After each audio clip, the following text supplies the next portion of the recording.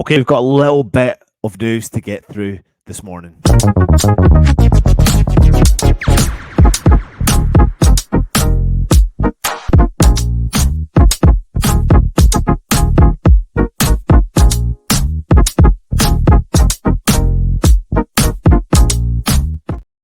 Now, listen, there's been loads of news over the past couple of days about Calvin Phillips, and he is potentially heading out the door of Manchester City. Now, West Ham and Newcastle are said to be the two Premier League clubs vying to sign Calvin Phillips on loan in the January transfer window. There is a rumour that Crystal Palace are sniffing around, but they believe that the two Premier League clubs that would stand a chance of bringing Calvin Phillips to them would be West Ham and Newcastle. Now, Pep Guardiola himself publicly admitted that Calvin Phillips, he will be leaving probably this month. And we do know that David Moyes has fancied Phillips, stretching all the way back to the January transfer window of 2022 when he was still at Leeds, of course. Now, West Ham did make approximately a £50 million bid for Phillips, which was rejected, who went on to sell him for a little bit of less money back in that following summer to Man City. Now, the situation with Calvin Phillips is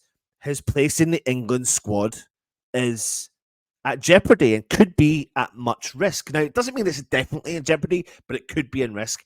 And Phillips is looking for a move to try and secure his position in that squad, but equally they'll get more game time. Now, what would happen, I suppose you could say, if West Ham tried to bring in a player like Calvin Phillips? The first issue we have is we've been asked, or any club that is interested in him has been asked to pay a whopping £7 million loan fee.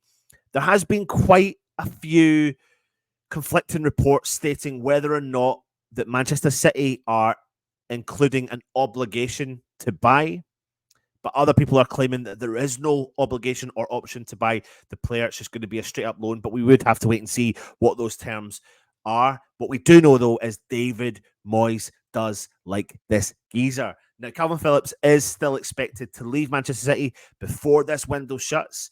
And we are, like I said, waiting to see. But the thing that makes it even more interesting now is the fact that other clubs from other countries are interested. We all know they have been. Apparently, sources are saying Atletico Madrid, Juventus, but the biggie coming in could be Barcelona. And apparently, and why not, would you potentially favour an opportunity to go to Barcelona? Now, that probably would scupper West Ham's chances of bringing Calvin Phillips in. But if Calvin Phillips did come in, how would our midfield look? It's an area that I suppose you could say, do we really need to recruit in that place? But if he is a long-standing target of David Moyes, then I can maybe see why having Alvarez, Phillips, and James Ward-Prowse in the middle of the park certainly would shore up that midfield. No ifs or buts or maybes. Of course, we've got Tommy Souček. We've got the conundrum about Tommy Souček. Does that mean Tommy Souček would drop to the bench if Calvin Phillips came in? I don't necessarily believe that definitely would be the case. However, it would be a good quartet of midfielders to cover us. No ifs or buts or maybes. Definitely not. And I think the prospect of bringing someone like Calvin Phillips into the West Ham setup is good because he does have very good experience, although he has not played a lot of games. And of course, he suffered an injury several times over the last couple of years. But if we want this guy, we need to just officially go and get this guy. It's as simple as that. If that's what Moyes wants, if that's what West Ham want, you need to bring him in. Because do you know what? As much as defensively we have been a bit problematic, this could help that and be as strong as possible, because we do have an Alvarez that picks up a lot of yellow cards, who is amazing. And when he does not play, we really feel the impact of him not playing on our side. So having much needed cover in that area as well, whether that be Calvin Phillips, whether that be James Ward-Prowse, or whether that be Tommy Souček, who knows. However, with the newest link of him potentially heading to Barcelona, I don't know how much I see this being a viable option for West Ham. I don't know if it's going to be a realistic option for West Ham or even Newcastle or the Premier League, or keeping him in the Premier League. But I would say is what he would want would be some form of assurances of game time. And I'm not so sure 100% if you'd definitely get that at Barcelona. But if you are a professional player and Barcelona come knocking, what are you going to do? It's a toughie, isn't it? Or is it? Who knows? Next up, let's get talking about this man. We spoke to you about him already, Jonathan Rowe, and it's said that he has impressed West Ham scouts amid very much big interest from West Ham. The 20-year-old is very versatile. He extremely is. And West Ham could be feeling quite optimistic about bringing someone of his quality and like him into the club. Now, West Ham have a long-lasting history of bringing players like Rowe from the Championship up to the ranks, and he may see that progression of for the likes of Jared Bowen making that progression from Hull City into West Ham and becoming, a West Ham legend as such.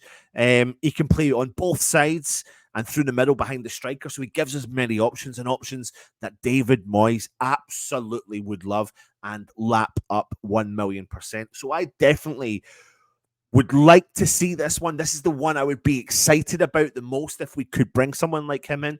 I know we spoke about Gnonto over the past couple of weeks, and rumors were stating that we're really close to trying securing a deal for him. However, there's been conflicting reports saying that we are not looking at him. Who will know? Because the only time you will ever know is when West Ham actually advertise it on their website. But when it comes to a player like Rowe, and if you had to choose a player like Rowe over Gnonto, I would choose Rowe over Gnonto because he is. They're both young, they're both versatile, but he is on form. He's looking like he's the real business. He's looking like he's a future talent.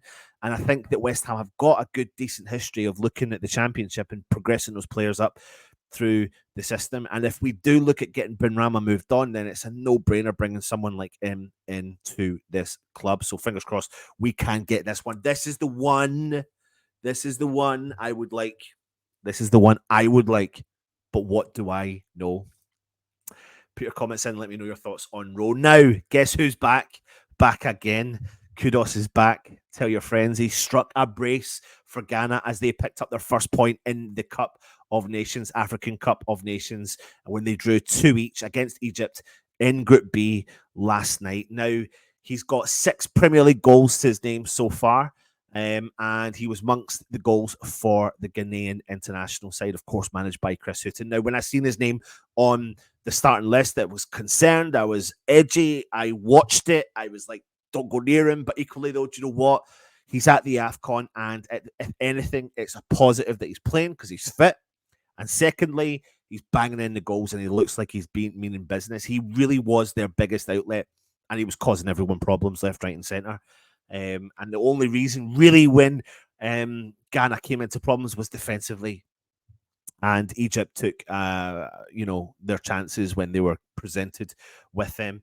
It was a fantastic first goal that he scored as well, typical of what we saw, doing a lot of work in the middle of the park and smashed the ball from about 25 yards out from the left-hand corner into the goal, and it was a very, very good goal, typical of Kudus. And that's his 9th and 10th goals in 26 international appearances for Ghana. He's now scored 10 goals in all competitions for club and country this season. That is also not including the goals he scored for Ajax before he did move to West Ham as well. Now, that does mean, what's the situation with Kudus? The situation is that they picked up a point. They are sitting bottom of Group B, although they will have to win their final group game against Mozambique, because in the African Cup of Nations, the top 2 will qualify for the next round, and 3 of the best third place teams will then qualify. So the chances of him coming home early are still slim, and it would take a defeat to finish bottom for him to head straight back into the London Stadium with West Ham.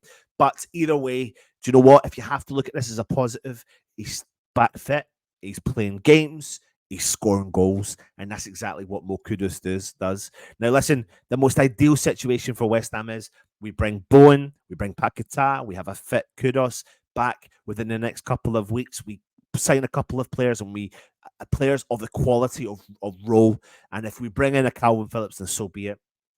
And we ship on and move out Benrahma and a couple of other players like Danny Ings, and maybe we look at the loan market and see what else we can bring in there. That would be the ideal situation, but it wouldn't be West Ham without potential curveballs, and they're definitely going to come our way. So be prepared for that.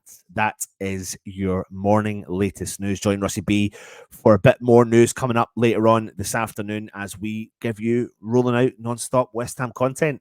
And that's what it's all about, the West Ham Network. If you're new around here, hit the subscribe button, hit the thumbs up.